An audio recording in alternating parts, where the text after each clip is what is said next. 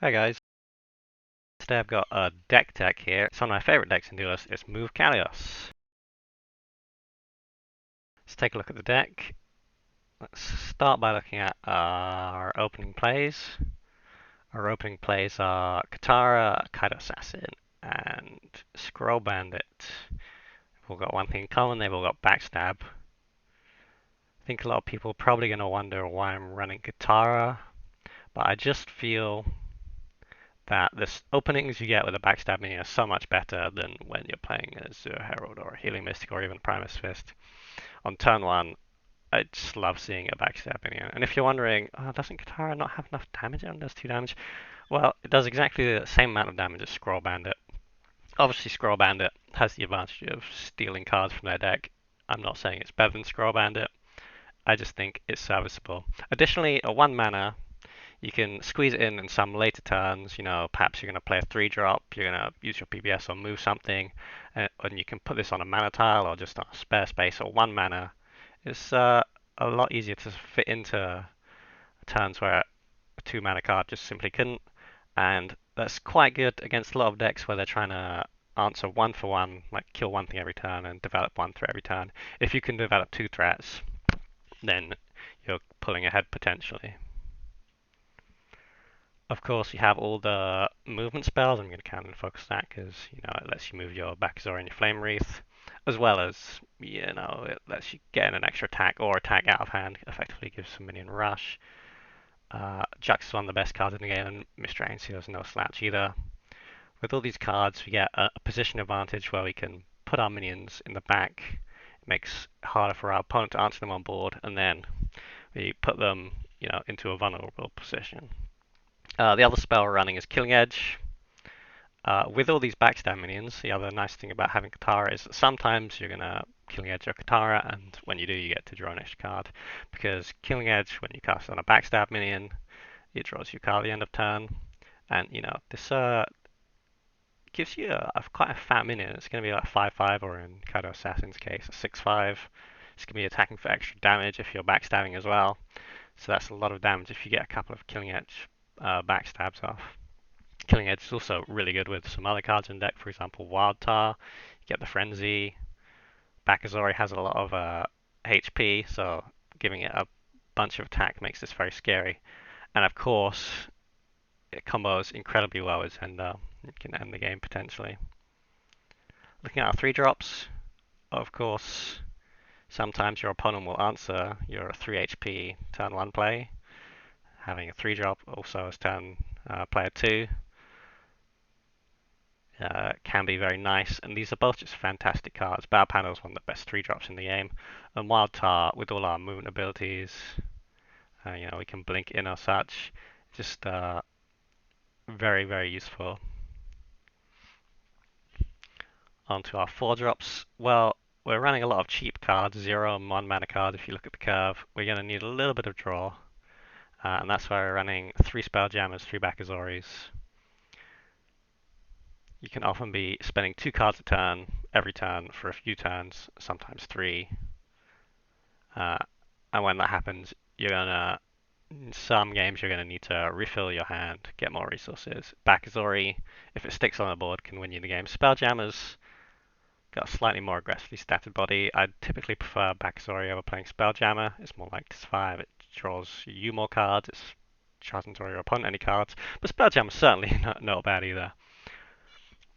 Finally, we're going to move on to the cards that typically are going to win us the game. They're going to put our opponent's HP to 0. And that's Flame Wreath and Zenda. Flame Wreath is one of the best cards in our deck, and it's also one of the most fun. Your opponent pretty much has to answer this whenever it's on the board because it's just that threatening.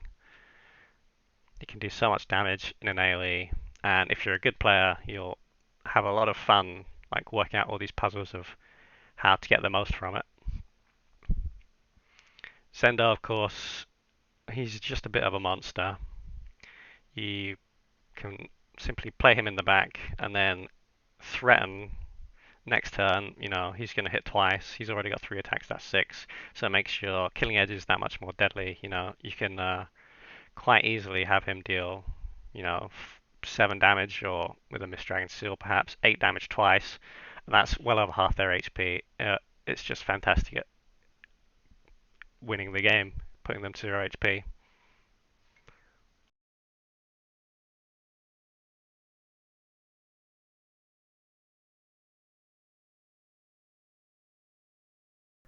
So this first game we're against Nemixa.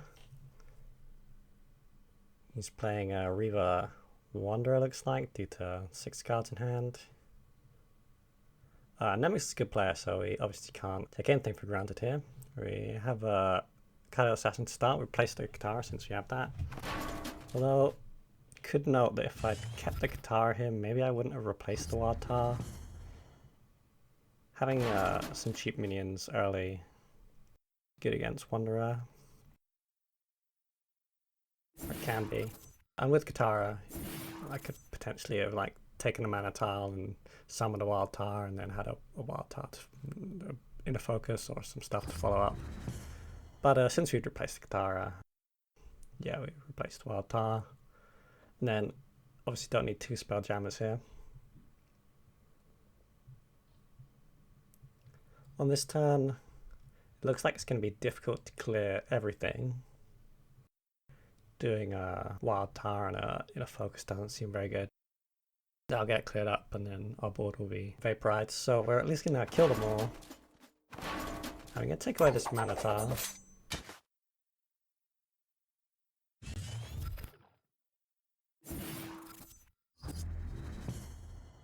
Wanderer often likes to take early mana tile. If you can get Wanderer down early, it's value well into the later game.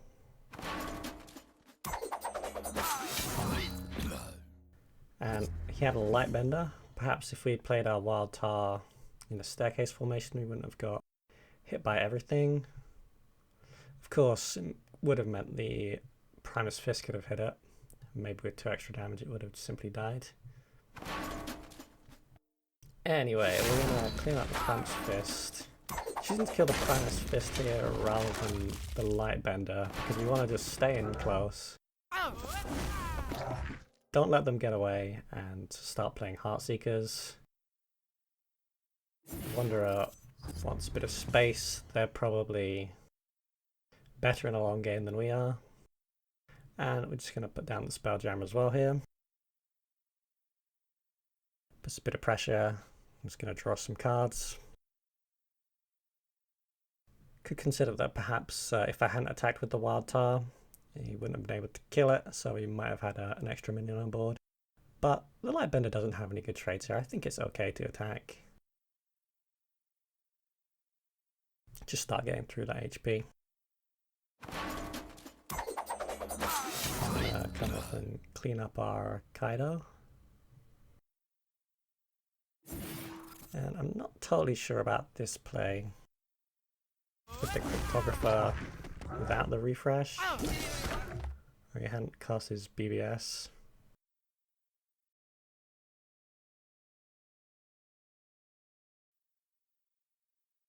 He gives emote, so maybe it was a mistake. On the other hand, maybe he just wanted to play a 2-drop alongside this Battle Pando. Battle Pando is going to give us somewhat trouble because we can't kill it in 1 hit. And if we play, for example, a Flame Wreath and then use that to kill it, our Flame Wreath is going to be weakened. There's potential for us to play our Battle Pando and hit there, but that doesn't seem good to me. Definitely a lot happier to leave Spelljammer alive on 1 HP, so we still get the draw. And just summon the Flame Wreath. Use the Blink to get 2 damage. Get that 2 damage before it refreshes, which is going to next turn. And we've left this Must Answer minion on board. He's got to get some sort of answer for that Flame Wreath. Shouldn't be too hard, just needs 2 damage. Or in this case, Dispel is pretty much as good. Clearing out the Spelljammer, totally makes sense.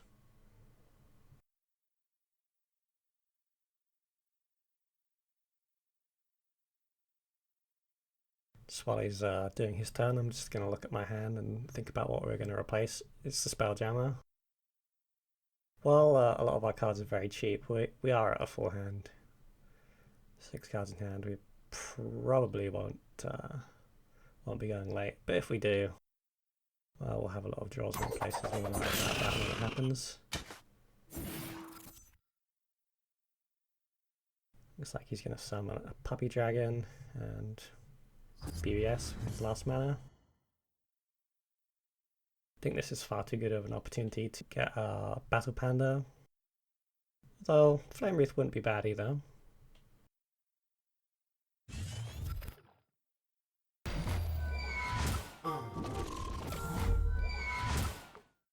But here, let's go Battle Panda, clear off the Shura Puppy Dragon, and finish the full surround with Katara.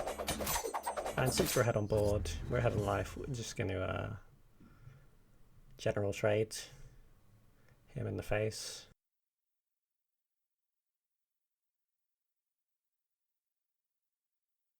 We have a lot of damage in hand.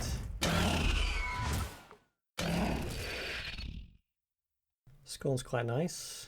Clears off the Flame Wreath, lets him clear off either the Battle Panda or Katara as he sees fit. Actually, talking about how much damage we have in hand, for this Flame Wreath is going to be quite a lot. Each Jax is worth 2. Inner Focus is actually worth 4, in fact. Blink is 2. Battle Panda can hit pretty much anything. Although I did need to move something since he hasn't played anything in range himself.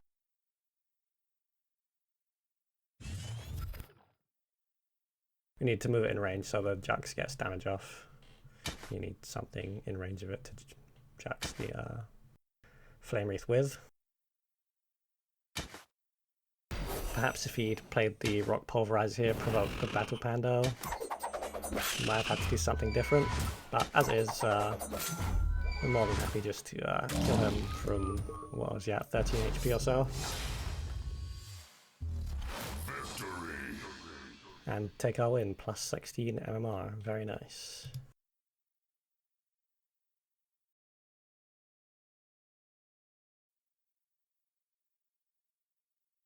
Next game is against Smurf Guy 123. Funnily enough, on 3333 MMR on Ziran. Don't know exactly what kind of Ziran yet. There's quite a lot of viable builds for Ziran. Typically, I find Zendo to be quite good in the matchup, especially if they get a Sunforge Lance going. We don't have any Dispel, so sometimes you can mitigate that enormous attack stat by just controlling where it attacks. But at the moment we just wanted something better for the early game, and replacing Inner Focus obviously is good, but in this little early game I'd much prefer something like a Juxtaposition or a Mist Dragon Seal. And leading with a Scroll Bandit gives our opponent we need to emote us, I don't quite know why. Perhaps just because he's going to Draining Wave our guy. Summon a Healing Mist Kazar to undo some of that damage. Means I can't play one of my 4-drops here. I think I just replaced the Spelljammer because you have Bakazori. Rare need both in hand at the same time. Typically I find Bakazori better. Probably going to take Center. Always like taking Center. You could play Katara and Killing Edge for a 5/5, and we will draw back up to 5 cards in hand. But, well, he only needs 1 more damage and our play's dead, so probably want to play Wild Tart. And here's where it's quite nice that Katara is 1 mana, since we can play it on the Minotaur and still play our 3-drop. And then if he wants to answer the Katara by hitting it, potentially has to deal with the Wild Tart first. Could be difficult.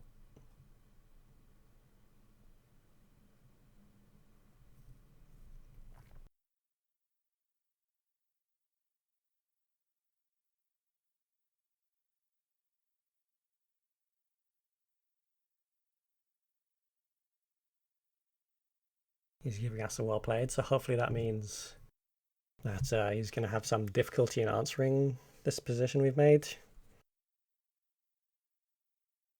One thing I perhaps could have done here is hit the Healing Mystic.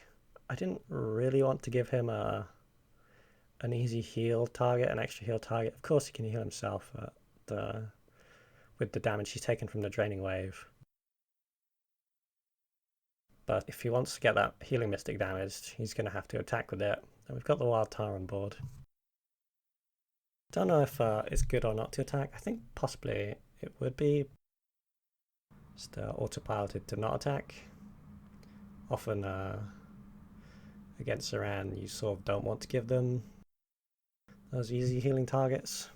Although sometimes you just gotta start getting through their HP pool and all their heal cards.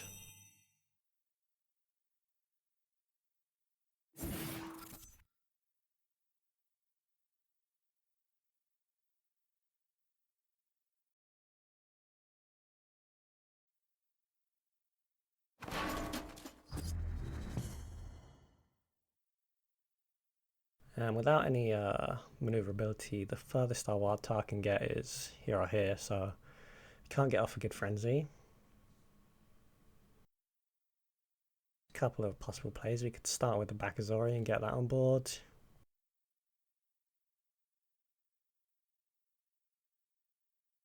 Or we could blink the Katara in behind, start dealing some face damage. Looks like that's what we're going to do.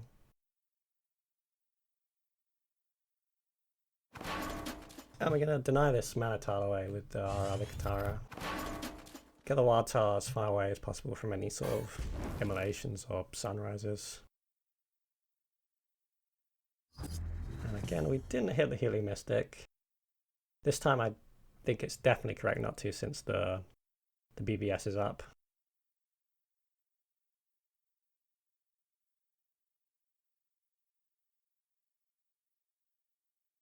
And once again, we sort of are hoping that if everything goes to plan, we're making it quite difficult for him to take a good turn. Our Wild Tar is up, and actually happily we've now drawn the Mist Dragon Seal at last. And get it into a juicy position. We've created a board that's quite difficult to answer everything, right? Got a big minion, a small minion, and a faraway minion. Of course, it's certainly possible that he could. Probably would start with the Draining Wave or Double Tempest.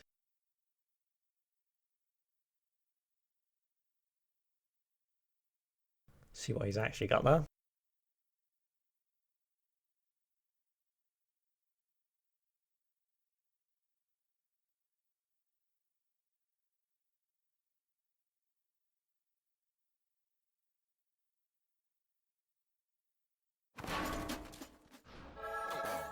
Looks like it is going to be an attack onto our Katara. Will it be 2? There's a lot of damage to take from it. It's going to be a Sunriser to finish off the last 2 damage, save him 5 HP.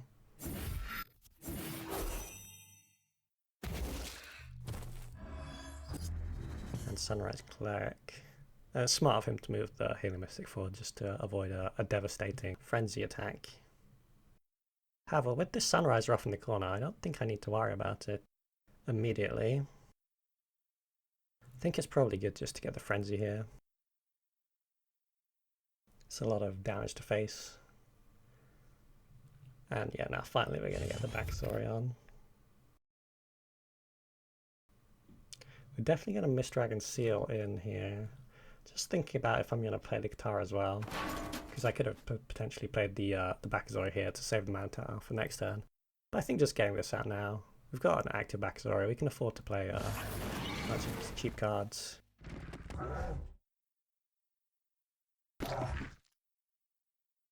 And we finally are actually going to answer this Healing Mystic.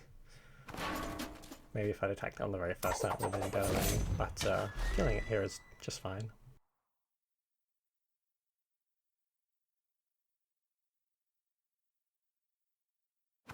One thing to consider is where we put the Katara, because there's a lot of things we'd like to play around. Sunstrike, Holy Immolation. I think here was because I wanted it to be difficult for Saran to move out and hit things. But looking at it now, we've given him a good holy immolation anyway. The wild tar should definitely be one step forward. And that would maybe mean we could put our Kataras in different positions.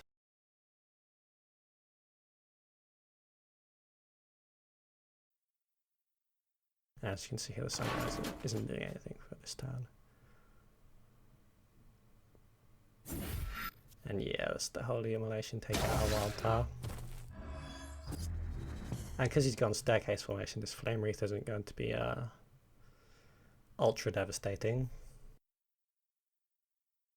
However, I think we do have a good turn here. We can clear both his minions with 2 damage on each of them. It also gets 4 face damage.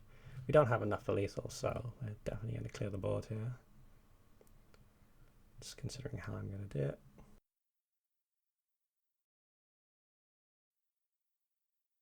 Definitely makes more sense to have Kaleos hit the Sunriser than the Light Chaser. And that lets the Katara finish off 1 damage on the Light Chaser. So we're going to see the Flame Wreath blink for 2 damage here and 2 damage here.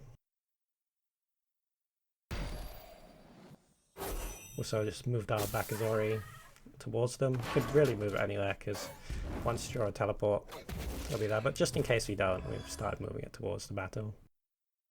And just considering here if I attack with the Flame Wreath, I think not.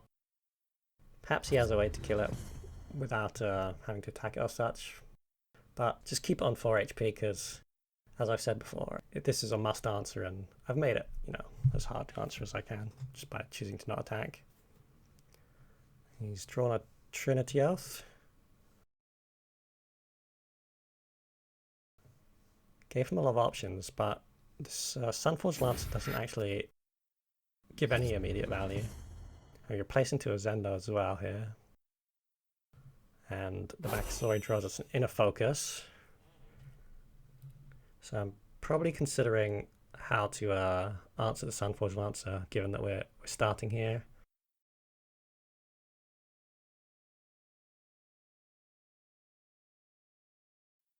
But actually, with the Zendo that we drew and the Inner Focus we just drew, we should have enough damage for a lethal. If Flame Wreath moves and attacks, that's 4. Moves and attacks again, that's 8. Kaleos can, of course, attack for another 2, brings us up to 10. And Zendo will finish the job. Might take me a moment to see it. Or perhaps just recount it in my head. Yeah, it looks like I finally spotted it.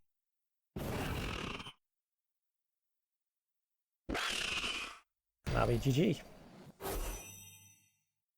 Flame Wreath once again just doing what it does best and dealing an enormous amount of damage to our opponent. Well played.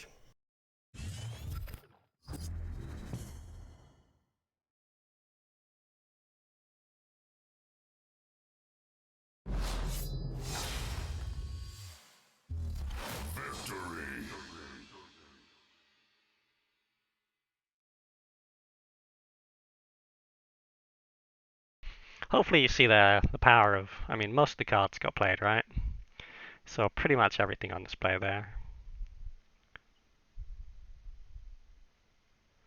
I certainly find it a fun deck. It always feels like you sort of have the positioning advantage, as you get to play things back and make it difficult for your opponent to answer. There's a lot of fun combos in moving things back to backstab or get big AoE combos or move your opponent's cards about. Of course, you're more than welcome to make changes if, for instance, you think the Katara is not good enough. If you want to add some more late game, like an EMP, Thunderhorn's always an option. Even at 4 HP, you still get the option to, jump your opponent's cards about. Or if you get a Zendo, you can do a Thunderhorn chain with their general sometimes. It's quite a powerful deck, and once again, one of my favorite decks. I hope it becomes your favorite too. And take care, guys.